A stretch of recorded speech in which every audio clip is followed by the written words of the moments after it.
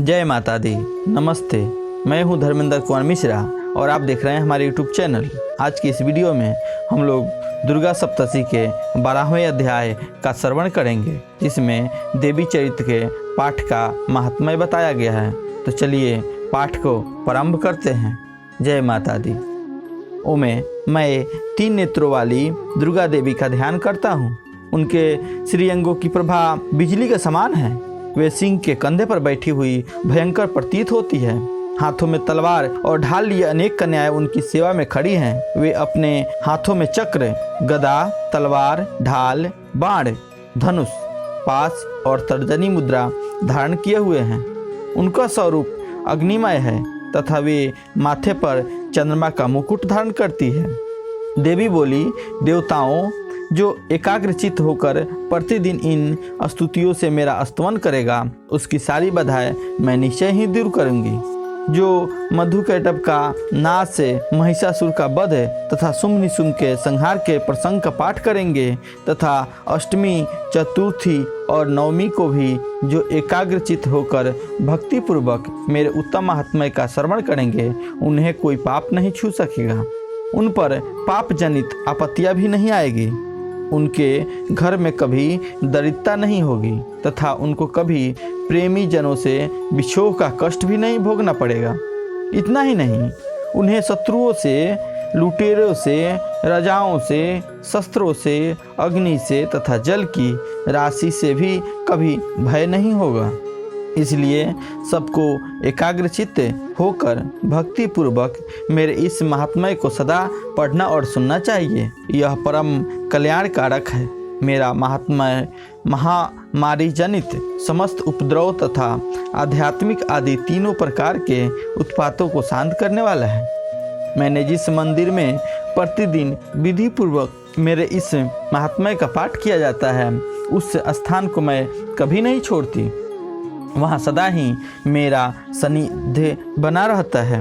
बलिदान, पूजा, होम तथा महोत्सव के अवसरों पर मेरे इस चरित्र का पूरा पाठ और श्रवण करना चाहिए। ऐसा करने पर मनुष्य विधि को जानकर या बिना जाने भी मेरे लिए जो बलि, पूजा या होम आदि करेगा, उसे मैं प्रसन्नता के साथ ग्रहण करूँगी। शरत काल में जो वार्षिक महापूजा की जाती है, उस अवसर पर जो मेरे इस महात्म्य को भक्तिपूर्वक सुनेगा, वह मनुष्य मेरे प्रसाद से सब बाधाओं से युक्त तथा धन और पुत्रों से संपन्न होगा। इसमें तनिक भी संदेह नहीं। मेरे इस महात्म्य, मेरे प्रादुर्भाव की सुंदर कथाएं तथा युद्ध में किए हुए मेरे पराक्रम सुनने से मनुष्य निर्भय हो जाता है। मैं महात्म्य का श्रवण करने वाले पुरुषों के शत्रु नष्ट हो जाते हैं। उन्हें कल्याण की प्राप्ति होती है तथा उनका कुल आनंदित रहता है। सर्वत्र शांति, कर्म में बुरे स्वपन दिखाई देने पर तथा ग्रह जनित भयंकर पीड़ा उपस्थित होने पर मेरा महात्म्य श्रवण करना चाहिए। इससे सब विघ्न तथा भयंकर ग्रह पीड़ाएं शांत हो जाती है और मनुष्यों द्वारा देखा हुआ दुख स्वपन शुभ स्वपन में परिवर्तित हो जाता है। बाल ग्रहों से आक्रांत हुए बालकों के लिए यह महात्म्य शांतिकारक है तथा मनुष्यों के संगठन में फूट होने पर यह अच्छी प्रकार मित्रता कराने वाला होता है। यह महात्म्य समस्त दुराचारियों के बल का नाश करने वाला है। इसके पाठ मात्र से राक्षसों, भूतों तथा पिशाचों का नाश हो जाता है। यह मेरा सब महात्म्य मेरे समीपीय की प्राप्ति करने वाला है। पशु, पुष्प, अमरस, अर्घ्य, धूप, दीप, गंध आदि उत्तम सामग्रियों द्वारा पूजन करने से, ब्राह्मणों को भोजन कराने से, होम करने से, प्रतिदिन अभिषेक करने से, नाना प्रकार के अन्न भोगों का अर्पण करने से तथा दान देने आदि से 1 वर्ष तक जो मेरी आराधना की जाती है और उससे मुझे जितनी प्रसन्नता होती है, उतनी प्रसन्नता के मेरे उत्तम चरित्र का एक बार श्रवण करने से हो जाता है। यह महात्म्य श्रवण करने पर पापों का हर लेता है और आरोग्य प्रदान करता है। मेरे प्रादुर्भाव का कीर्तन समस्त भूतों से रक्षा करता है तथा मेरा युद्ध विषयक चरित्र दुष्ट दैत्यों का संहार करने वाला है। इसके श्रवण करने पर मनुष्यों को शत्रु का भी भय नहीं रहता। देवताओं, तुमने और ब्रह्मर्षियों ने जो मेरी स्तुति की है तथा ब्रह्मा जी ने जो स्तुतियाँ की है वे सभी कल्याणमयी बुद्धि प्रदान करती है।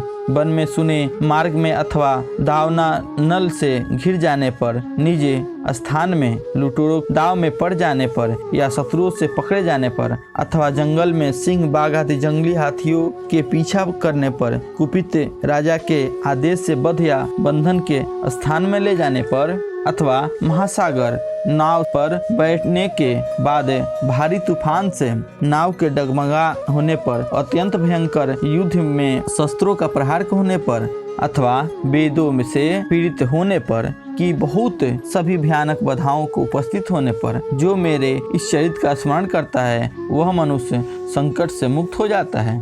मेरे प्रभाव से सिंह आदि हिंसक जंतु नष्ट हो जाते हैं तथा लुटेरे और शत्रु भी मेरे मित्र चरित्र का स्मरण करने वाले पुरुषों से दूर भागते हैं। ऋषि कहते हैं कि हे राजन, यो कहकर प्रचंड पराक्रमी भगवती चंडिका सब देवताओं को देखते ही देखते अंतर्ध्यान हो गई। फिर समस्त देवता भी शत्रुओं को मारे जाने से निर्भय हो पहले की भांति यज्ञ भाग का उपभोग करते हुए अपने अपने अधिकार का पालन करने लगे। संसार का विध्वंस करने वाले महाभयंकर अतुल पराक्रमी देव शत्रु शंभु तथा महाबली निशुम्भ के युद्ध में देवी द्वारा मारे जाने पर शेष और दैत्य पाताल लोक में चले गए। राजन, इस प्रकार भगवती अंबिका देवी ने नित्य होती हुई भी पुनः पुनः प्रकट होकर जगत की रक्षा करती है। वे ही इस विश्व को मोहित करती है, वे ही जगत को जन्म देती है तथा वे ही प्रार्थना करे पर संतुष्ट हो विज्ञान एवं समृद्धि प्रदान करती है। राजन, महाप्रलय के समय महामारी के रूप में धारण करने वाले वे महाकाली के इस समस्त ब्रह्मांड में व्याप्त है। वे ही समय समय पर महामारी होती है तथा वे ही स्वयं अजन्मा होती है, सृष्टि के स्वरूप प्रकट होते हैं। वे सनातनी देवी ही समयानुसार संपूर्ण भूतों की रक्षा करती है। मनुष्यों के अभ्युदय के समय वे ही घर में लक्ष्मी के रूप में स्थित हो उन्नति प्रदान करती है और वे ही अभाव के का समय दरिद्रता बनकर विनाश का कारण होती है। पुष्प, धूप और गंध आदि से पूजन करके उनकी स्तुति करने पर वे धन, पुत्र, धार्मिक बुद्धि तथा उत्तम गति प्रदान करती है। इस प्रकार मार्कंडेय पुराण में श्रवणिक मनमंत्र कथा अंतर्गत देवी महात्म्य फलस्तुति नामक 12वां अध्याय पूरा हुआ। जय माता दी। अगर आपको ये मेरा वीडियो पसंद आए तो वीडियो को लाइक और शेयर जरूर करें और कमेंट बॉक्स में जय माता दी जरूर लिखें। धन्यवाद। जय माता दी।